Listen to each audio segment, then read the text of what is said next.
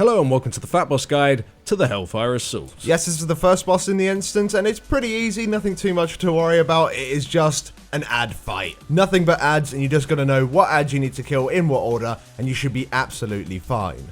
Now for this encounter you want to bring 2 tanks, in a 10-man composition bring 2 healers, in a 30-man comp bring around 4 or 5 healers, and you can bring more or less any DPS composition whatsoever. Now the objective of this encounter is to defend and arm 2 giant Hellfire cannons at the back of the encounter area. Throughout the fight, waves of ads will try and attack the cannons, as well as 4 different types of siege vehicles. If the cannon dies at any point, the fight is over. Now when you do destroy a vehicle, it will drop some ammo that you can carry to a cannon that will automatically be fired at the main door of the Citadel. Once the cannons have fired 7 boxes worth of ammunition, the door will be destroyed and the encounter is over. So the main thing you need to know about in this encounter is how all the individual ads work, and primarily what DPS order you need to kill them in. Now right at the beginning of the encounter there is a mini-boss called Martak. She'll leave the encounter around 50% health, and her abilities are pretty nasty, so it's a really good idea just to Bloodlust on the pool and get rid of her immediately. She'll apply Howling Axes to various people. Once the debuff expires, the affected players will take a big nature hit, as well as any other players within 8 yards of them, so if you get this debuff, move out of the raid. She also has a shockwave which is pointed towards a random target. You have a few seconds to react to it, just make sure you move from it early, because if you do get hit, you'll take a large amount of damage and will also be knocked up. But apart from those 2 abilities, the main thing that makes her an issue is that she has a passive aura that increases the amount of damage done by every single ad in the entire area by 10%, and this aura just gets stronger and stronger throughout the fight. So at the start, she is #1 priority, just get her out the way as soon as possible. Now there are 4 different types of ads that will spawn more or less constantly over the course of the encounter. The most important ad is the Gorebound Fellcasters. Now these will cast a volley which deals some damage to everyone within 50 yards, just make sure you interrupt it, and apart from that they'll just spam cast Incinerate, which will just deal damage to 1 target. However, when these ads do reach around 30% health, they will cast Metamorphosis and transform into a Terror. Now these Terrors have 30% increased damage and are immune to CC and interrupt effects, and will just spam volleys. Now this is the main thing that will wipe you. You need to make sure all of your DPS swaps to these ads the moment they cast Metamorphosis, and kill them off before too many volley casts go through. The second most important ad to deal with is the hulking Bazookas. They just apply a stacking debuff to the tank that increases the amount of physical damage they take by 30% for 15 seconds.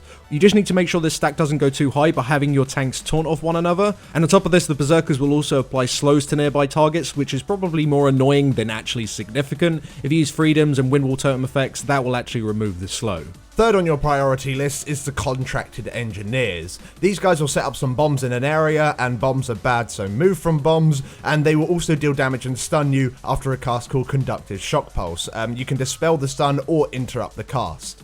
But the most important thing that you need to deal with these engineers is to interrupt their repair cast that they will do on any of the siege vehicles, which will of course heal the siege vehicles. Apart from that, just passively cleave them down.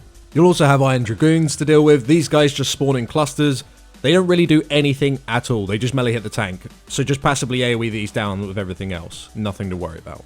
Now with all of these ads, when they initially spawn into the encounter area, if you do not aggro them in some sort of way, they'll just run up to the cannons and start absolutely destroying them. So make sure tanks that you do pick these up, and as a DPS or even a healer, if you do see one hitting the cannons, run over there and hit it, help your tanks out just to make sure that your cannons don't die. So on top of these 4 sets of ads, you'll also have to deal with 4 different siege vehicles that come in one at a time on a set timer. When one of them spawns, you want all of your DPS to immediately switch to them and kill them as soon as possible. But do keep in mind that of course spellcasters that are casting Metamorphosis are still your #1 DPS priority. Now one siege vehicle you might come across is the Crusher. Now this siege vehicle will drive straight towards your cannon. It will deal lethal damage to anyone stood in front of it, so make sure you attack it from the sides. It is also equipped with flamethrowers that deal damage to anyone nearby it, so if you can kill this with only a ranged DPS, then that is absolutely great. If not, then healers, be quick to heal up your melee DPS from the flamethrower damage. Another siege vehicle you might have to deal with is the Flame Belcher. These siege vehicles will just drive from one cannon to another, and each time they reach that cannon they will belch flames towards it. Make sure you're not stood in this cone of flames, otherwise you'll take a load of damage. So attack it from the sides, and again, just kill it off as soon as you possibly can. You also get artillery siege vehicles. This siege vehicle will likely do the majority of the damage your cannons take, as they attack them almost immediately with ranged artillery shells. Switch to these guys immediately, because otherwise your cannons are going to get completely wrecked.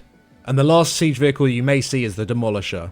Now this siege vehicle has a two-part attack, where it will first create a targeting circle on or near a player and fire small mortars to it. If you're inside the circle and the mortars land, you take a load of damage. And then shortly after that, it'll shoot out a massive mortar towards the circle that will deal damage to everyone in the entire room. And the closer you are to the impact zone, the more damage you take. So when this first circle spawns, just make sure you move away from it, and when the second one lands, start chaining healing cooldowns and just keep everyone topped. So they are the 4 siege vehicles that you'll be dealing with, and of course when any of these dies, they will drop an ammo crate. And when you right click this crate, you'll cast on it and you actually get a debuff showing that you have the ammo. Then you need to run over towards the cannons, and you do actually get a 100% speed increase for around 9 seconds, which is awesome, because you run over towards the cannons, the ammo automatically gets put into the cannons, and then you can return straight back to the fight and just, you know, keep killing shit, because that's always good. And that's more or less the encounter. It's just about setting up your DPS priority. You always want to swap to these siege vehicles unless of course there is a metamorphosis going on. And apart from that, kill the terrors, kill the berserkers, and on top of that, the last two, the engineer and the dragoons, they pretty much just get cleaved down anyway. Providing you interrupt the repair, you shouldn't have too many issues. But thank you very much for watching, guys. If this guide did help you out, then please do drop us down a like. It helps us out a lot, and we'll see you in the next video. Thanks for watching.